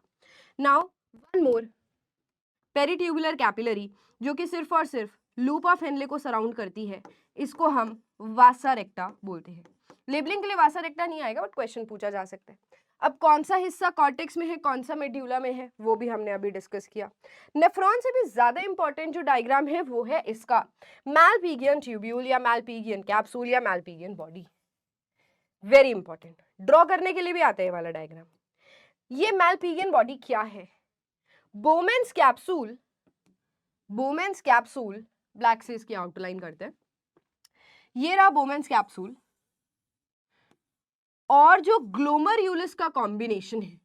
बोमेंस कैप्सूल के अंदर ब्लड कैपिलरीज का यहाँ पर नेटवर्क आ रहा है, तो दो चीजों को मिलाकर हम मैलपिगियन बॉडी बोलते हैं। वन इज बोमेंस कैप्सूल एंड दूसरा ग्लोमेरुलस। याद रखना इस चीज को। अब पूरी लेबलिंग तो यहाँ पर की हुई है, बट इस पर्टिकुलर एरिया को रेनल कॉर्पसल बोला हुआ है इन्होंने, या फिर हम इसको बोलेंगे जो ज्यादा फेमस नाम है दैट इज मैलपिगियन बॉडी या मैलपिगियन कैप्सूल भी बोलते हैं इसको। ठीक है, फिर यहां से तो हमारा पीसीटी स्टार्ट हो जाएगा। Very very important diagram. Then देखो आ गया ना question, below is the label diagram of the Malpighian capsule, so you have to draw or you have to understand, you have to tell the functions। यहाँ से ये भी पूछ सकता है कि यहाँ पर कौन सा स्टेप हो रहा है जी, यहाँ पर अल्ट्राफिल्ट्रेशन हो रहा है। जो नीचे यहाँ पर एक फिल्ट्रेट जा रहा है उसका क्या नाम है, एक्स बना दिया उसको और उससे पूछा कि क्या है इस फिल्ट्रेट का नाम। ग्लोमेरुलर फिल्ट्रेट में क्या क्या कंपोनेंट्स होते हैं, ये क्वेश्चन भी पूछा जा सकता है। तो हमें अपनी तैयारी हर तरीके से पूरी रखनी है। नर्वस सिस्टम में सबसे पहले डायग्राम की शुरुआत अगर हम करें तो न्यूरॉन से होती है। यहाँ पर न्यूक्लियस, बाहर साइटोप्लाज्म और डेंड्राइट्स। सेल बॉडी क्या होता है, डेंड्राइट्स हटा दो बस, न्यूक्लियस प्लस साइटोप्लाज्म, इसको हम सेल बॉडी या फिर साइटोन या फिर पेरिकैरियोन भी बोलते हैं, साइटोन या फिर पेरिकैरियोन। अब तुम आईसीएससी वाले हो तो तुमको पता है इसके साइटोप्लाज्म में ऐसे छोटे छोटे ग्रैन्यूल्स भी होते हैं जिसको निसल ग्रैन्यूल्स बोलते हैं, जो कि रफ एंडोप्लाज्मिक रेटिकुलम के फ्रेगमेंट्स हैं। यहाँ पर जो लंबा सा डेंड्राइट जा रहा है उसको हम एक्सॉन बोलते हैं। एक्सॉन के ऊपर जो सेल्स हैं उनको हम श्वॉन सेल्स बोलते हैं। श्वॉन सेल्स के बीच में जो गैप है उसको नोड्स ऑफ रैनवियर बोलते हैं। एक्सॉन एंडिंग को एक्सॉन टर्मिनल या नर्व एंडिंग भी बोल सकते हैं। अब ये जो श्वॉन सेल है इसके ऊपर एक वाइट कलर की माइलिन शीथ बनाई है। चलो ये डायग्राम अलग से बना लेते हैं। जैसे मान लो ये था एक्सॉन, एक्सॉन की जो मेम्ब्रेन है उसको बोलेंगे एक्सोलेमा। एक्सॉन के अंदर जो साइटोप्लाज्म होगा उसको बोलेंगे एक्सोप्लाज्म। ठीक है, एक्सोप्लाज्म। इसके ऊपर बना लो श्वॉन सेल, तो ये एक श्वॉन सेल हो गया। सेल है तो इसका खुद का न्यूक्लियस भी होगा, ये इसका न्यूक्लियस हो गया और ये श्वॉन सेल का साइटोप्लाज्म हो गया। यानी कि ये श्वॉन सेल की मेम्ब्रेन हो गई, ये श्वॉन सेल का न्यूक्लियस हो गया और ये श्वॉन सेल का साइटोप्लाज्म हो गया। श्वॉन सेल क्यों कवर करता है एक्सॉन को, ताकि वो माइलिनेटेड न्यूरॉन बना सके, माइलिन सीक्रेट हो सके, और ये श्वॉन सेल माइलिन बनाकर बिल्कुल एक्सॉन के बाहर लगा देता है बेटा। तो इस लेयर को हम बोलते हैं माइलिन शीथ। लिख दो इतना, श्वॉन सेल ने जो एक इंसुलेटिंग लेयर बनाई है माइलिन शीथ, वो बिल्कुल एक्सॉन के बाहर होती है, यानी कि एक्सोलेमा के बाहर होती है। तो लिख दो ये हो गई माइलिन शीथ, माइलिन शीथ। अब तुम ना सीक्वेंस देखो, पहले एक्सोप्लाज्म है, फिर एक्सॉन की मेम्ब्रेन यानी कि एक्सोलेमा, फिर माइलिन शीथ और फिर श्वॉन सेल का अपना खुद का सामान। श्वॉन सेल बड़ा दयावान है, उसने माइलिन शीथ बनाकर बिल्कुल एक्सॉन लेयर के बाहर बना दी है और अपना सामान अपना बाहर रखा है। इन तीनों को मिलाकर हम न्यूरिलेमा या फिर न्यूरोलेमा बोलते हैं, राइट। एंड अगर इसका क्रॉस सेक्शन बनाए यानी कि कट करके, जैसे ये ऐसे तुमको दिख रहा है, अब मैं कट करके इसको फ्रंट से दिखाऊं तो ये तो हो गई एक्सॉन, एक्सोप्लाज्म हो गया अंदर और बाहर वाली लेयर एक्सोलेमा हो गई। इसके बाहर जस्ट क्या पड़ी हुई है, माइलिन शीथ पड़ी हुई है, तो ये माइलिन शीथ बन गई। और फिर उसके बाहर श्वॉन सेल का खुद का सामान, यानी कि ये श्वॉन सेल की मेम्ब्रेन बना दी, ये श्वॉन सेल की मेम्ब्रेन है, ये न्यूक्लियस और ये साइटोप्लाज्म हो गया। Together this thing is known as neurilemma. कैसे भी क्वेश्चन आए पता होना चाहिए। फिर है बेटा हमारे पास टाइप्स ऑफ न्यूरॉन्स, तो sensory, motor and association neurons होंगे। अब यहाँ पर तुमको सेंसरी न्यूरॉन थोड़ा सा एक आउट ऑफ सिलेबस का डायग्राम लगता है, क्योंकि हमने डिटेल में टाइप्स ऑफ न्यूरॉन्स नहीं पढ़े हुए हैं। पर जब हम रिफ्लेक्स आर्क पढ़ते हैं तो उसमें एक स्पेशल तरीके का न्यूरॉन आ जाता है। जो अभी हमने न्यूरॉन का डायग्राम पढ़ा है वो है मल्टीपोलर न्यूरॉन। इसको हम बोलते हैं मल्टीपोलर न्यूरॉन, जो कि सबसे ज्यादा कॉमन है, हर जगह मिलता ही है। पर जब हम रिफ्लेक्स एक्शन की बात करते हैं तो उसमें जो सेंसरी न्यूरॉन है उसका नेचर है स्यूडो यानी कि झूठा यूनिपोलर न्यूरॉन। ये कहता है कि मैं एक ही पोल बनाऊंगा, पर हमें पता है ये झूठ बोल रहा है। ये इसकी सेल बॉडी, न्यूक्लियस और साइटोप्लाज्म। अब इसने बोला देखो मैं नीचे जा रहा हूं, मैं एक ही पोल बनाऊंगा, एक ही पोल बनाऊंगा, पर इसने झूठ बोला। इसने दो पोल्स बनाए, एक साइड तो इसने डेंड्राइट्स बना दिए और दूसरी साइड इसने एक्सॉन टर्मिनल बना दिया, ये और ये एक्सॉन टर्मिनल बना दिया। तो इसलिए हम बोलते हैं कि सेंसरी न्यूरॉन झूठा है, स्यूडो यूनिपोलर न्यूरॉन है। बाकी फिर मल्टीपोलर न्यूरॉन आ जाएगा, association neuron, inter neuron multipolar होता है, और जो हमारा मोटर न्यूरॉन है प्रॉपर, वो भी बेटा मल्टीपोलर न्यूरॉन होता है। ठीक है, ये रिफ्लेक्स एक्शन की बात हो रही है। ब्रेन का डायग्राम क्या है, ब्रेन के डायग्राम में आओ एक बार मेरे डायग्राम से थोड़ा सा रिवाइज कर लो। सबसे बड़ा पार्ट सेरिब्रम हो गया, ये सेरिब्रम बना दिया, ठीक है। यहाँ पे थोड़ा सा आगे कर लो, सेरिब्रम के बीच में डायन बैठी हुई है जिसको हम डायनसिफेलॉन बोलते हैं। डायनसिफेलॉन के पीछे की तरफ एपिथैलेमस, बीच का एरिया थैलेमस और थैलेमस के जस्ट आगे हाइपोथैलेमस। लेबलिंग अगर तुमको ये टेक्निक याद रहेगी ना, जैसे अभी मैं बता रही हूं, फिर तुम डायग्राम में आइडेंटिफाई कर सकते हो। अब ये हो गया पीछे वाला एपिथैलेमस। ये तीनों डायएन्सेफेलॉन के पार्ट है। डायएन्सेफेलॉन और सेरिब्रम दोनों ही फोरब्रेन के पार्ट है। अब यहीं पर तुमको बीच में एक ऐसा कनेक्टिव वाला टिश्यू दिख सकता है। हो सकता है ऐसे डायग्राम में, जैसे ये देखो, ये इन्होंने येलो वाला पार्ट बनाया हुआ है, हमने यहाँ ये पार्ट बना दिया। ये दोनों सेरिब्रम को कनेक्ट कर रहे हैं, जिसको हम कॉर्पस कैलोसम बोलेंगे। तो हो सकता है, और ये तुमको डायएन्सेफेलॉन के ऊपर दिखेगा, ये तुमको थैलेमस या डायएन्सेफेलॉन के ऊपर दिखेगा, क्योंकि ये दोनों सेरिब्रम को आपस में जोड़ रहा है। ठीक है, ये डन हो गया। अब तुम आ जाओ नीचे की तरफ, यहाँ पर आ जाओ। यहाँ पर एक छोटा सा मिड ब्रेन होगा। ठीक है, मिड ब्रेन के बाद नीचे क्या होगा? पॉन्स, मेड्यूला और सेरिबेलम तो पीछे की तरफ है, तो कंफ्यूजन ही खत्म। थोड़ा सा ना हम सेरिबेलम पॉन्स के सामने बनाएंगे। जैसे ये हो गया पॉन्स, यहीं पर बना दो सेरिबेलम,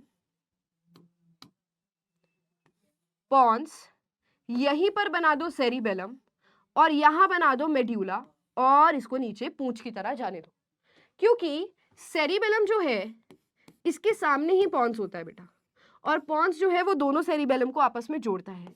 नीचे वाला एरिया मेड्यूला होता है, मेड्यूला, इसके नीचे स्पाइनल कॉर्ड होगी। सीक्वेंस याद होगी तो एक्स वाई वो कुछ भी कर दे डायग्राम में तुमको पता होगा। जैसे यहाँ पर आ जाओ, ये पॉन्स है, इसके सामने सेरिबेलम है और नीचे मेड्यूला जा रहा है, फिर तुम्हारी स्पाइनल कॉर्ड आ जाएगी। ठीक है, और ये बीच में क्या है? थैलेमस और हाइपोथैलेमस। यहाँ पर कहीं मिड ब्रेन होगा, मिड ब्रेन तुमको खुद ही आइडेंटिफाई करना पड़ेगा।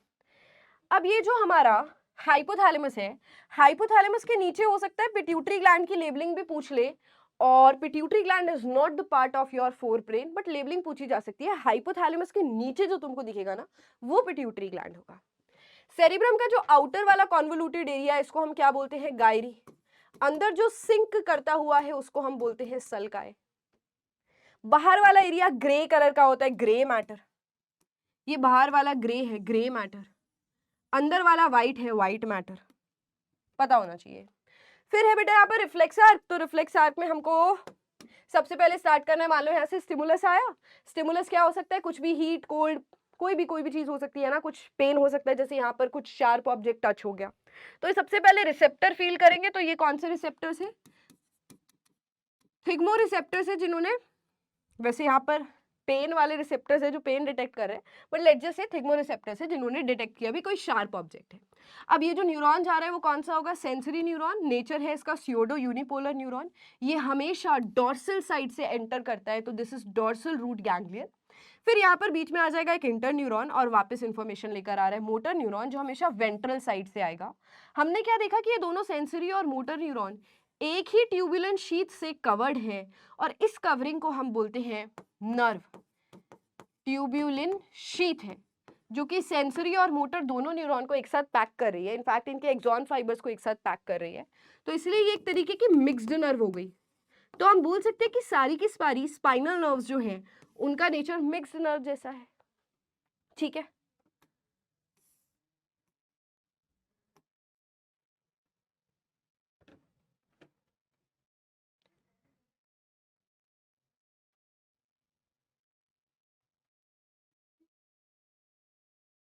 फिर है बेटा हमारे पास सेंस ऑर्गन्स के डायग्राम, जिसमें सबसे ज्यादा डायग्राम्स पूछे जा सकते हैं। पहले तो आ जाता है हमारा ह्यूमन आई का डायग्राम। तो ह्यूमन आई के डायग्राम तुमको एक बॉल बनानी है साइड में से, एंड आगे की तरफ तुम क्या बनाओगे? देखो, जो सबसे आउटर वाला एरिया फ्रंट में है वो तो हो जाएगा कॉर्निया। कॉर्निया के ऊपर और नीचे यहाँ सबसे आउटर मोस्ट लेयर हो जाएगी कंजंक्टिवा। ये जो पूरी बॉल है व्हाइट कलर की, that is sclera. Conjunctiva sclera के ऊपर प्रोटेक्टिव लेयर बनाती है। कॉर्निया जो है वो बिल्कुल फ्रंट की प्रोटेक्टिव लेयर बनाता है। अब स्क्लेरा के बाद एक थिक लेयर होती है, डार्क कलर वाली लेयर होती है, जिसको हम कोरोइड बोलते हैं। कोरोइड, ये कोरोइड है। कोरोइड पीछे से पतली होती है, आगे जाकर मोटी हो जाती है, और ये आगे जाकर क्या फॉर्म करती है? दो पार्ट्स में डिवाइड होती है। एक है सिलियरी बॉडी और एक है सस्पेंसरी लिगामेंट। अब सस्पेंसरी लिगामेंट जो है वो डायरेक्टली लेंस को होल्ड कर रहे हैं बेटा। कैसे याद करा है हमने? लिगामेंट लिगामेंट लेंस को होल्ड करेगा, ठीक है। क्यों ना हम पूरा डायग्राम एक बार बना ही ले, डायग्राम बनाए बिना चैन नहीं आता। बायो पगलूज, वी आर डायग्राम पगलूज, ठीक है। चलो ज्यादा सुंदर बनाना है क्या, चलो सर्कल ट्राई करते हैं। थोड़ा सा खराब हो गया, थोड़ा सा और ज्यादा खराब हो गया ना, चलो काम चल जाएगा हमारा। अब क्या होगा, ये आगे से हम इसको थोड़ा सा बल्ज करके दिखा देंगे, थोड़ा सा बल्ज करके दिखा देंगे, यानी कि कॉर्निया बन गया हमारा। अब यहाँ पर आ जाओ सीधा तुम पीछे की तरफ, that is choroid. Choroid layer यहाँ पीछे से आ रही थी, आगे जाकर थोड़े से थिक सेगमेंट में बदल गई है। जो तुमको लेंस को होल्ड करते हुए दिखे यहाँ पर, समझ जाना लेंस को डायरेक्टली होल्ड कर रहा है हमारा सस्पेंसरी लिगामेंट, डायरेक्टली होल्ड कर रहा है। और जो सिलियरी बॉडीज है वो सस्पेंसरी लिगामेंट को होल्ड करती ही करती है, और आगे जाकर आइरिस को भी होल्ड करती है। Iris is the coloured part of your eyes, see. तो ये जो रेड कलर से मैंने बनाया है ये क्या है, सिलियरी बॉडी है। ये सिलियरी बॉडी या सिलियरी मसल्स है। अब सिलियरी बॉडी डायरेक्टली ई साउंड से याद कराए, जो कि आइरिस को होल्ड कर रही है, coloured part of the eyes. और पीछे से ये सस्पेंसरी लिगामेंट को होल्ड कर रही है, सस्पेंसरी लिगामेंट को होल्ड कर रही है। सस्पेंसरी लिगामेंट डायरेक्टली लेंस की शेप को अल्टरनेट करता है। ऐसा नहीं है सस्पेंसरी लिगामेंट लेंस ये सिलियरी बॉडी के बिना लेंस की शेप को अल्टर करेगा, बट जब हम रूल पढ़ते हैं, जब हम लेंस की थिकनेस और जब हम लेंस की थिकनेस को, फोकल लेंथ को एडजस्ट होते हुए देखते हैं, तो हमें पता है कि सस्पेंसरी लिगामेंट का इसका डायरेक्ट रोल है। सस्पेंसरी लिगामेंट एक रस्सी की तरह है जो लेंस को होल्ड कर रहा है। अगर सस्पेंसरी लिगामेंट खुद छोटा हो गया, कॉन्ट्रैक्ट कर गया, तो हमारा लेंस खिंच जाएगा। सस्पेंसरी लिगामेंट रस्सी लूज हो गई तो हमारा लेंस राउंड और मोटा हो जाएगा। इसी का ऑपोजिट हो रहा होगा सिलियरी बॉडी के साथ। तो हम एक चीज याद रखते हैं, दूसरी चीज अपने आप ही समझ आ जाती है, ठीक है। अब बीच में ये जो खाली जगह है, जो खाली छेद है, इसको हम बोलते हैं प्यूपिल, ये प्यूपिल हो गया। और यहां पर जो सारा लिक्विड है इसको हम बोलते हैं विट्रस ह्यूमर। आगे की तरफ लेंस और कॉर्निया के बीच में जो लिक्विड है इसको हम बोलेंगे एक्वस ह्यूमर। सबसे इंपॉर्टेंट लेयर हमारी कौन सी है, रेटिना। ये हमने रेटिना तो बनाई नहीं। रेटिना के ऊपर ही इमेज बनती है। रेटिना के ऊपर दो स्पॉट होते हैं, एक होता है फोविया या फिर मैक्यूला ल्यूटिया, क्योंकि यहां पर बहुत ही क्लियर शार्प इमेज बनती है, शार्प इमेज। और यहां पर सबसे ज्यादा कॉर्न सेल्स प्रेजेंट होते हैं जो कि कलर देते हैं। फिर एक पॉइंट होता है जहां से न्यूरॉन्स निकल के जा रहे हैं और नर्व बना रहे हैं, जिसको हम ऑप्टिक नर्व बोलते हैं। ये ऑप्टिक नर्व ब्रेन को सिग्नल दे रही है कि भाई आईज ने क्या देखा, बट यहां पर कोई इमेज नहीं बनेगी जहां से ऑप्टिक नर्व निकल रही हो। इसको हम बोलते हैं ब्लाइंड स्पॉट। ब्लाइंड स्पॉट पर कोई भी इमेज नहीं बनती है। तो बेसिक लेबलिंग तुमको याद हो गई है। इसके अंदर रॉड सेल्स और कॉन सेल्स होते हैं। रॉड सेल्स और कॉन सेल्स, रॉड सेल्स का काम है लाइट इंटेंसिटी का पता लगाना, कॉन सेल्स कलर दिखाता है। चलो यहाँ पर आ जाओ, ये देखो, ये ऑप्टिक नर्व जा रही है, ये ब्लाइंड स्पॉट हो गया बेटा, कोई इमेज नहीं बनेगी। ये एक छोटा सा पॉइंट है जिसको हम फोविया बोलते हैं, यहाँ पे बहुत शार्प इमेज बनने वाली है। ये मसल्स हो गई है, रेटिना हो गया, ऑल डन, ठीक है। फिर है हमारे पास आई डिफेक्ट्स। गाइस यहां से भी क्वेश्चन आते हैं। आई डिफेक्ट, सबसे पहले मायोपिया जो कि मुझे है। मायोपिया के लिए मेरी जो रेटिना पर इमेज नहीं बनती, रेटिना से पहले इमेज बन जाती है, इसलिए मुझे धुंधला दिखाई देता है। मायोपिया को हम शॉर्ट साइटेडनेस भी बोलते हैं। शॉर्ट यानी कि पास, साइटेडनेस मतलब दिखना, यानी कि पास का तो दिख रहा है पर दूर का नहीं दिख रहा है। तो मुझे दूर का नहीं दिखता, तभी मैंने इतना मोटा चश्मा लगाया हुआ है। अब इसको ठीक करने के लिए कौन सा लेंस है, कॉनकेव लेंस है। तो मैंने तुमको क्या बताया था भाई, मेरे लिए कॉनकेव लेंस ले आना, है ना। मेरे लिए जल्दी से भागकर दूर से कॉनकेव लेंस ला दो, ये बोला था मैंने तुमको। तो तुम कॉनकेव लेंस लाओगे जो कि करेक्ट कर देगा आईज को और रेटिना पर इमेज बन जाएगी। नंबर होता है इसका नेगेटिव में, है ना, ठीक है। अब ऐसी ही हाइपरमेट्रोपिया का बिल्कुल ऑपोजिट हो जाएगा। हाइपरमेट्रोपिया में रेटिना से पीछे बिहाइंड इमेज बनती है। इसको ठीक करते हैं हम अपनी आंखों का ही लेंस लगाकर, जैसा लेंस लगाकर, यानी कि कॉन्वेक्स लेंस लगाकर। इसमें जो नंबर आता है वो पॉजिटिव आता है, ठीक है। इसको क्या बोलेंगे, फार साइटेडनेस। दूर का दिख रहा है, पास का नहीं दिख रहा है। ऐसी मिलती जुलती बीमारी एक प्रेस बायोपिया, पर प्रेस बायोपिया बुढ़ापे में होती है।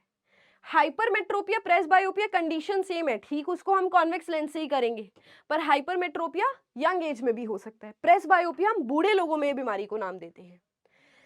फिर है हमारे पास यस अगेन, जो हमने डायग्राम स्टडी किया था, कॉन्सेप्ट समझा था, उसी से रिलेटेड देखो हमें समझना है कि अगर पास से लाइट रेज आ रही हैं तो हमारा कॉन्वेक्स लेंस कैसा होना चाहिए, राउंड होना चाहिए। ये नॉर्मल आइज की बात हो रही है। पास से जब आप देख रहे हो, this is actually your power of accommodation. Power of accommodation मतलब we are able to adjust the focal length of our lens, that is happening involuntarily. हमारा कोई हाथ नहीं, अपने आप ये काम हो जाता है। तो पास से मान लो तुम देख रहे हो दीपिका पादुकोण आ गई, तुम्हारे बहुत पास खड़ी हुई है, तो तुम उसको पहचान जाते हो, अरे दीपिका पादुकोण है। लाइट रेज गई, लेंस कैसा है अभी, काफी ज्यादा राउंड होना चाहिए, राउंड होना चाहिए, जिसकी वजह से देखो लिखा है लेंस जो है थिक हो जाएगा। बट इस टाइम पर सस्पेंसरी लिगामेंट क्या करेगा, रिलैक्स करेगा। जैसे मेरा हाथ रस्सी है, बीच में मान लो लेंस को पकड़ा हुआ है, तो मुझे अगर लेंस को लूज छोड़ना है तो मैं रिलैक्स कर जाऊंगी और लेंस जो है नीचे लूज हो जाएगा, मोटा हो जाएगा। अब मुझे दूर से कोई चीज देखनी है, दूर की देखनी है, तो मेरे को लेंस बहुत पतला करना पड़ेगा, यानी कि ये जो मेरे हाथों की रस्सी है ये कॉन्ट्रैक्ट हो जाएगी और मेरा लेंस ऐसे खिंच जाएगा। तो suspensory ligament will contract when हमें दूर से देखना है, व्हेन हमें दूर से देखना है। ये दूर का डायग्राम नहीं है बेटा, पास वाला डायग्राम ही फिर से एज इट इज आ गया, तो ये तो सेम हो गया। बट लेट्स जस्ट एक और है क्या मेरे पास डायग्राम इसका, नहीं नहीं नहीं, इसी को ठीक कर लेते हैं, या फिर इसका खुद ही डायग्राम बना लेते हैं कि जब मुझे दूर से देखना है, दूर से देखना है, तो मेरे पास जो कॉन्वेक्स लेंस है वो मुझे काफी फ्लैट चाहिए।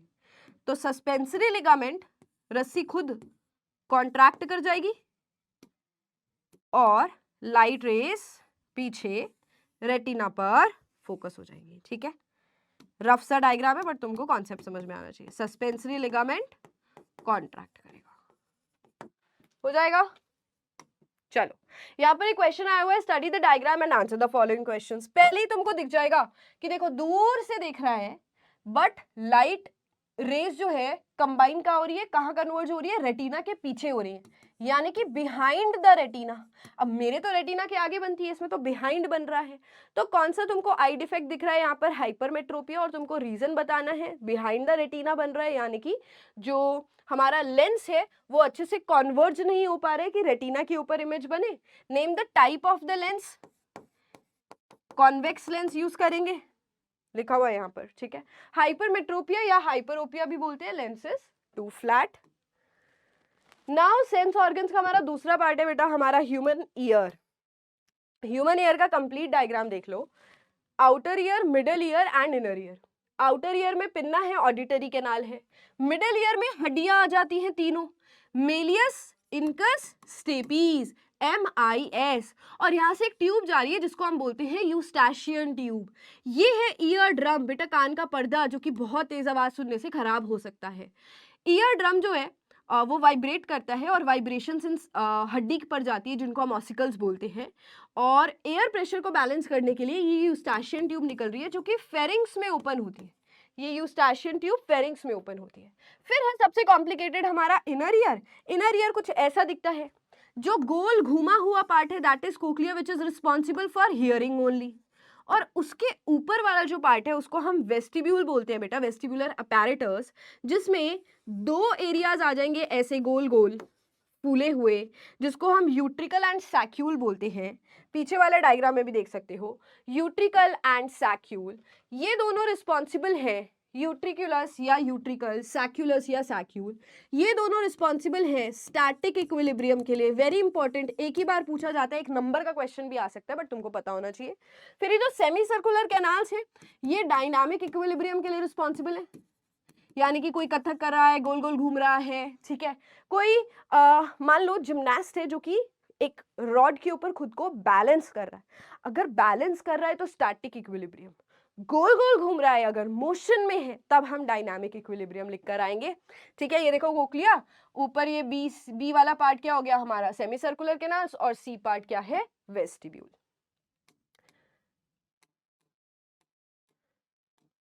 ईयर हो जाएगा।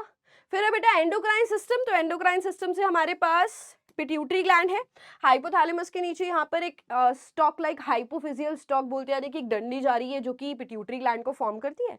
आगे वाला इंटीरियर लोब, पीछे वाला पोस्टीरियर लोब। फिर है हमारे पास नेक में कौन सा ग्लैंड होता है, तो बेसिकली ये नॉर्मल डायग्राम नहीं आता है, स्वोलन नेक दिखाई जाती है और पूछा जाता है कौन सी बीमारी है और कौन सी ग्लैंड पर प्रॉब्लम आ गई है, कौन सा ग्लैंड जो है वो हार्मोन नहीं बना पा रहा है। तो तुम समझ जाओगे थायराइड ग्लैंड की बात हो रही है। थायराइड ग्लैंड थायरॉक्सिन हार्मोन बनाते हैं और थायरॉक्सिन की अगर कमी हो जाए तो आयोडीन की डेफिशिएंसी से थायरॉक्सिन नहीं बन पाता है। आयोडीन की डेफिशिएंसी से यहाँ पर स्वेलिंग आ जाती है, स्वोलन नेक, जिसको हम गोइटर बोलते हैं। ठीक है। फिर बेटा रिप्रोडक्टिव सिस्टम से भी डायग्राम्स आते हैं। रिप्रोडक्टिव सिस्टम के डायग्राम को कंप्लीट बनाने की इतनी जरूरत नहीं है, बट तुमको अगेन लेबलिंग्स पता होनी चाहिए।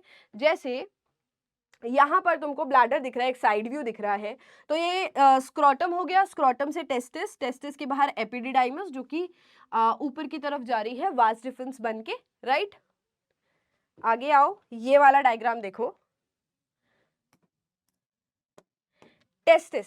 टेस्टिस के अंदर क्या है बेटा, ये है हमारी, एक और चीज इसमें मिसिंग है, टेस्टिस के अंदर इस तरीके से टेस्टिकुलर लोब्यूल्स होते हैं।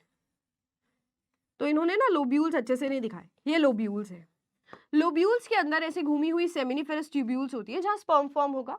ये सेमिनिफेरस ट्यूब्यूल यहाँ पे बाहर निकली, एक नेटवर्क बन गया जिसको हम रेटेटेस्टिस बोलते हैं। वो रेटेटेस्टिस यहाँ से बाहर जा रहा है, 10 से 12 कॉइल्ड ट्यूब्स होती है जिसको वास डिफरेंस या फिर स्पर्म डक्ट भी बोलते हैं। अब ये स्पर्म डक्ट अगेन एक हाईली कॉइल्ड स्ट्रक्चर बनाती है। देखो ये कॉइल होकर एक और बड़ा सा कॉइल्ड एरिया बना रही है जिसको हम एपिडिडाइमस बोलते हैं। एपिडिडाइमस आगे जाकर वास डिफरेंस में फॉर्म हो जाएगा। ठीक है, ये वास डिफरेंस हो गई, ये वास डिफरेंस से जा रहा है बाहर की तरफ और ये वास डिफरेंस ऊपर जाकर यूरिथ्रा के साथ ज्वाइन कर जाएगी। अब ये डायग्राम देखो तुम, ये वास डिफरेंस निकली, वास डिफरेंस यहां से जा रही है, जा रही है, जा रही है, जा रही है, जा रही है, जा रही है, ये रही वास डिफरेंस। अब वास डिफरेंस को ऊपर जाकर क्या मिला, इसको तो यूरिथ्रा के साथ जोड़ना है, पर ये यूरिथ्रा के साथ तब जुड़ेगी जब ग्लैंड्स अपनी सीक्रीशंस ऐड कर देंगे। तो यूरिनरी ब्लैडर के नीचे और पीछे की तरफ सेमाइनल वेसाइकल है, सेमाइनल वेसाइकल की डक्ट जा रही है जिसको हम वेसाइकल डक्ट बोलते हैं। वास डिफरेंस भी आकर इससे जुड़ गई और दोनों ने जुड़कर एक कंबाइंड डक्ट बना ली जिसको हम इजैक्यूलेटरी डक्ट बोलते हैं। जैसे सिंपल तरीके से देखो तो ये सेमाइनल वेसाइकल, ये इसकी डक्ट, सेमाइनल वेसाइकल पेयर में होता है तो सेमाइनल वेसाइकल की डक्ट हो गई। यहां से मान लो घूमकर वास डिफरेंस आई, अब ये वास डिफरेंस और सेमाइनल वेसाइकल की डक्ट एक ही डक्ट फॉर्म कर लेते हैं और इसको हम बोलते हैं इजैक्यूलेटरी डक्ट। अब ये इजैक्यूलेटरी डक्ट आगे यूरिथ्रा में ओपन होगी और बीच में इसको मिलेगा यहाँ पर प्रोस्टेट ग्लैंड, साइड में बल्बो यूरिथ्रल ग्लैंड जो अपनी सीक्रेशंस इसके अंदर ऐड कर देंगे। ठीक है, फीमेल वाला डायग्राम भी इंपॉर्टेंट है।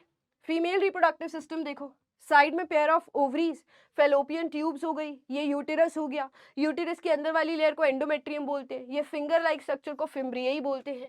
जो स्वोलन एरिया है जहां पर फर्टिलाइजेशन होगी उसको एम्प्यूला बोला जाता है ना। ये वाला एरिया लगा लो, चलो तुम यहाँ एग दिखाया हुआ है, नहीं ये एग नहीं है, ऐसी डॉट है, तो स्वोलन एरिया एम्प्यूला होगा। ओवरी हो गई, ये सर्विक्स हो गया। सर्विक्स को कैसे पहचानोगे, जो नैरो पार्ट होता है दैट इज सर्विक्स, और उसके नीचे जो रफ रिजेस वाला पार्ट है उसको हम वेजाइना बोलते हैं। सर्विक्स और वेजाइना दोनों के रास्ते को मिलाकर बेटा बर्थ कैनाल बोलते हैं। फिर है यहाँ पर ओवरी, ओवरी को कट करके दिखाया हुआ है। ओवरी के भी मतलब दो एरियाज होते हैं, बाहर वाला कॉर्टेक्स, बीच वाला मेड्यूला। अब तुमको यहाँ क्या दिख रहा है, बहुत सारे फॉलिकल्स पड़े हुए, ये फॉलिकल्स मैच्योर होकर ग्राफियन फॉलिकल बनेंगे। ग्राफियन फॉलिकल के अंदर एक एग डेवलप हो रहा है, वो एग बाहर आ जाएगा और किस में एंटर कर जाएगा, फेलोपियन ट्यूब के अंदर एंटर कर जाएगा और ये ग्राफियन फॉलिकल एक येलो कलर की बॉडी में कन्वर्ट हो जाएगा जिसको कॉर्पस ल्यूटियम बोलते हैं। और corpus luteum pregnancy hormone progesterone बनाता है। जैसे यहाँ पर इन्होंने 1 और 2 के बारे में पूछ लिया। यह जो फॉलिकल से स्ट्रक्चर निकला है ये क्या है, ओवम है, और ये येलो कलर की बॉडी जो बन गई है वो क्या है, कॉर्पस ल्यूटियम है। कॉर्पस ल्यूटियम और कॉर्पस कैलोसम में भी क्वेश्चन आ सकता है। अब ये जो एग बाहर निकला है वो पूछ रहा है कि कौन से दिन निकलता है, ओव्यूलेशन वाले दिन निकलता है। स्पर्म का डायग्राम भाई बहुत पूछा जा रहा है आजकल। स्पर्म का डायग्राम एज इट इज बनाने के लिए आता है। तो स्पर्म के डायग्राम में तुम क्या करोगे, सबसे पहले तो एक हेड बनाओगे, एक नेक होगा, एक मिडिल पीस होगा और टेल होगा।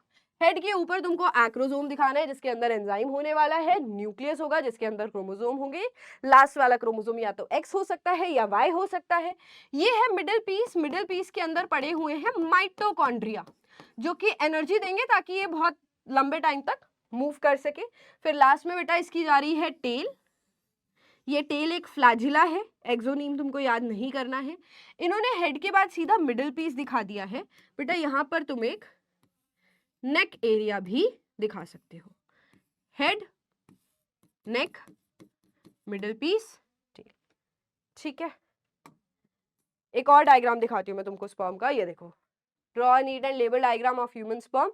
न्यूक्लियस हो गया, माइटोकॉन्ड्रिया हो गया, middle piece, head, acrosome, axial filament नाम लिखा है, तुम सिर्फ फिलामेंट भी लिख दोगे तो भी कोई दिक्कत नहीं है।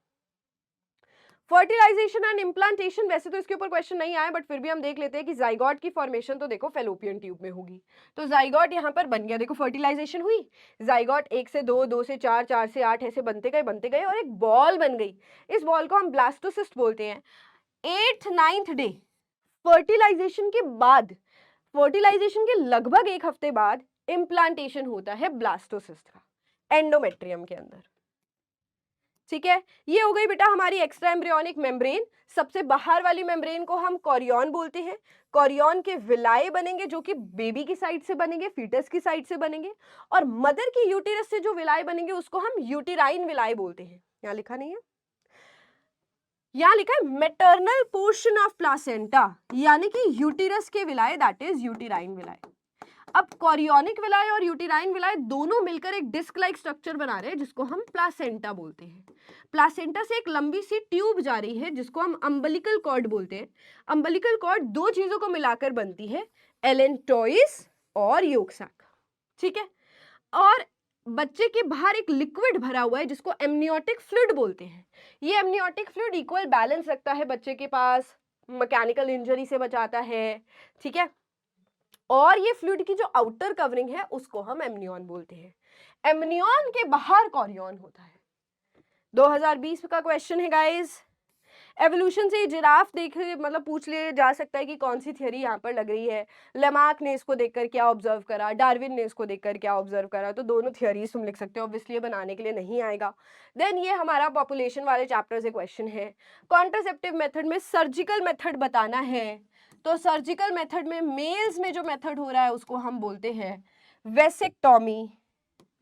वेसेक्टॉमी जिसमें वास डिफरेंस को कट और लाइगेट कर रहे हैं। ये वास डिफरेंस है, इसको कट कर दिया, यहाँ पे नाइलॉन के थ्रेड से बेटा गांठ लगा देते हैं।